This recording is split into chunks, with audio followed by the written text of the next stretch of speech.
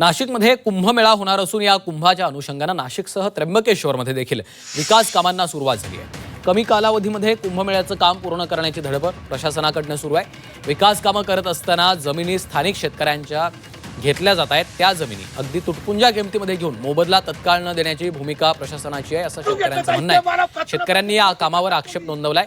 शेतकऱ्यांना योग्य भाव मिळावा अशी मागणी या शेतकऱ्यांनी केली आहे। 2.5 MLT ची कॅपॅसिटी त्या बेजे डॅमची आणि तुम्ही 10 MLT चा प्रोव्हाइड करण्यासाठी योजना नवीन 500 कोटीची आणली। आनंद आहे, करा योजना, घाट बांधून कुशावर्त बांधून साधूंचा शाही स्नानाचा मार्ग बदलणार आहे का? जुन्या घाटाची अवस्था काय आहे? मग कायमस्वरूपी आमच्या जमिनी घेणार आहेत तरी आम्हाला आनंद आहे। त्र्यंबकेश्वरचे अतिशय शेतकरी सुद्धा धार्मिक आहेत, परंतु तुम्ही मोबदल्याचं काय? 1100 1200 मोठमोठ्या 24,000 कोटीची कुंभमेळ्याची घोषणा केली, परंतु 150 कोटी रुपये तुम्ही शेतकऱ्यांसाठी देऊ शकत नाही। चालू शेत्यांमध्ये तुम्ही बुलडोजर घातले आणि कुठल्याही प्रकारचा 1 रुपया आज आतापर्यंत मोबदला दिलेला नाही आणि ताबडतोब तुम्ही कामाची सुरुवात केली, पोलीस या ठिकाणी पाठवताय, शेतकरी आक्रोश करतोय, पण तुम्ही त्याचा विचारच तर 15-16 हजार रुपये गुंठ्यानी जमीन मागताय।